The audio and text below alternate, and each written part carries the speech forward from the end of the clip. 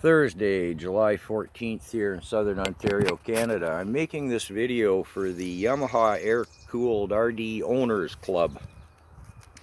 Just mention that for my regular followers because this is way off the norm. This is how to diagnose carburetor jetting problems, and this holds valid for any number or configuration of cylinders, whether the bike's 2-stroke or 4-stroke, air-cooled, water-cooled, doesn't matter. I'm going to present it as if I were talking to a class of students, so I'm not being condescending. So, owner says bike runs fine in the lower RPM, fine in the upper RPM, has issues in the mid-range. Very common in these air-cooled 2-strokes from this era, by the way. We'll come to that later. So, and in this particular case, the owner has put in on an aftermarket exhaust system, moved the main jets from a 140 to a 190, if I remember correctly, and that sounds about right. And the plugs read as bike is jetted fine, but he has a mid-range issue. So your job as the young apprentice is to diagnose this. So, first things first, obvious visual inspection. Carburetors are faced the proper way. They're mounted properly, no air leaks, blah, blah, blah. Don't forget the air filter. If it's paper, it should be clean, ideally a fresh one. If it's a foam filter, that it's clean and not over-oiled. Don't underestimate that. Next move, couple of tricks one might miss. If it still has its composite rubber lines on the float bowl vents, remove them. They can get old and spongy and collapse as they're being drawn on. That can fool you.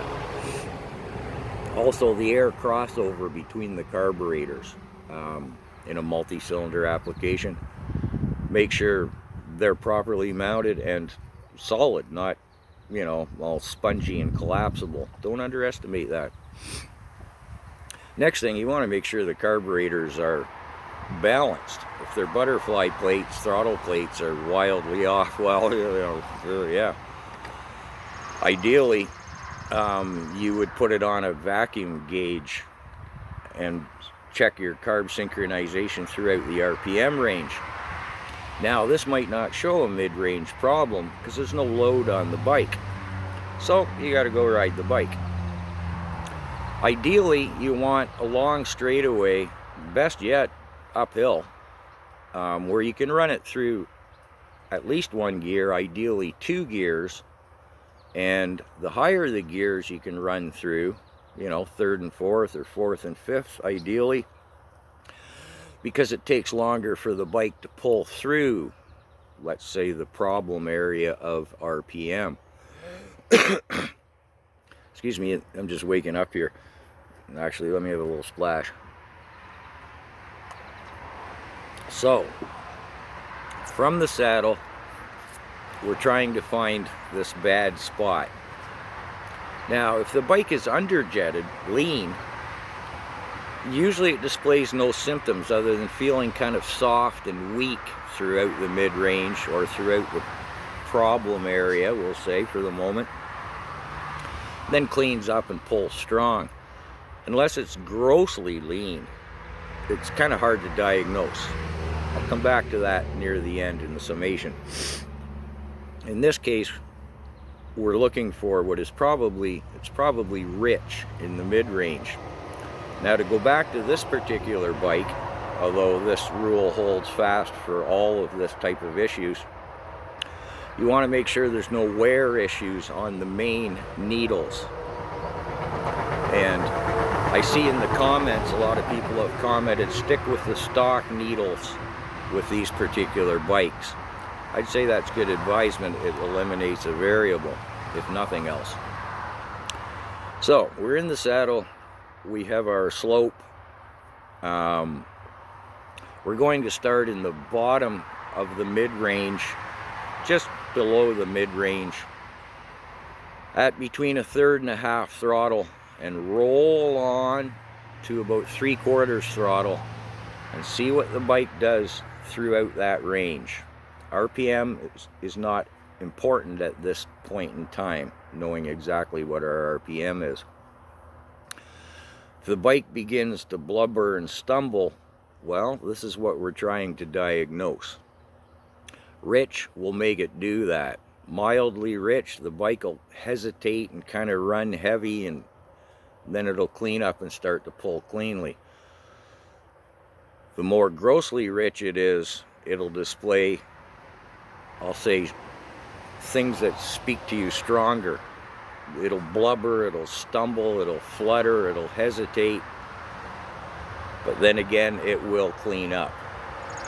So, we have a mid-range rich issue. Again, back to the needles. Quick diagnosis. A lot of bikes you could even do it roadside. Move the needle down. Understand that the main needle, the fuel control needle as it's often referred to, controls when the fuel comes, not really the amount as such. So you move the needle grossly down, move it all the way down. Try said diagnosis again, ideally through 2 gears. If it's better or has corrected itself, then you know you're headed in the right direction. Don't underestimate that someone may have been in there and re-drilled those mid-range jets and not re-stamped them. Yeah, okay, that requires taking the carburetor apart. But if your diagnosis and your main needle movements aren't responding, that one can fool you. I've been caught by that one. I'm sure every other motorcycle mechanic has as well. Especially in the more modern bikes, the GSXRs and stuff that go to the track. You can open up the carbs and somebody's been in there who had no idea what they're doing. They messed with air jets and all kinds of stuff. But I kind of get ahead of myself. Usually you don't have to change mid-range jets. But this diagnosis and messing with your needles, you may well have to if you come to that conclusion. But this is the in-saddle diagnosis that really shows you what the bike is doing. It's under load. So after you've made, say this is your initial run, you haven't adjusted anything yet, you then make, say, the 3rd or 4th run pass, whatever you want to call it, and you've found the inconsistency consistent. You found it. Now you look at your tachometer and you say, okay, what RPM is that happening at? In this little air-cooled RD400,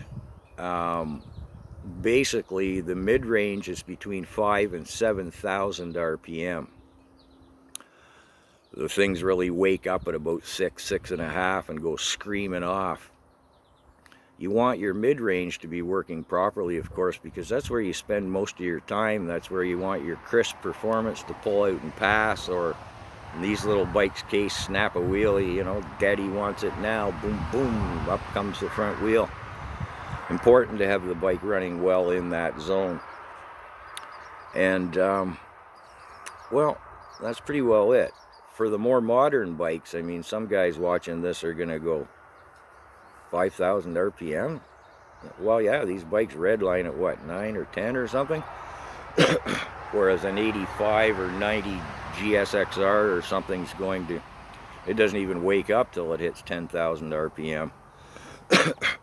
But anyways, having run that pass a few times, finding your inconsistency consistent, now you look at your RPM and you really know where you're at when you go back to the bench to try and correct this.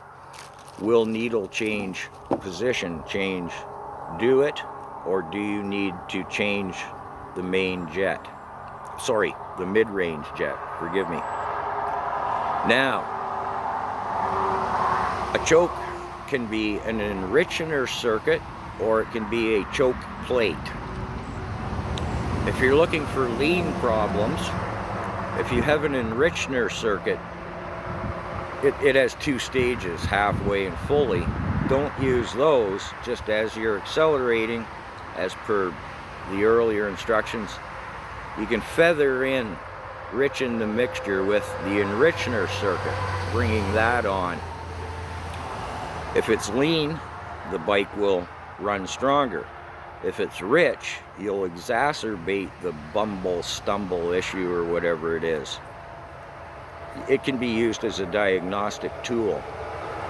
If it's a choke plate in the intake system, yeah, it can be utilized, but it can also just cause confusion because you're now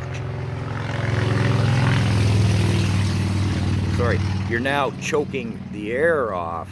You're not adding fuel. So I think that pretty well sums it up. And yeah, I hope I didn't miss anything. I didn't make any notes. So there you go. Hope it helps. Take care.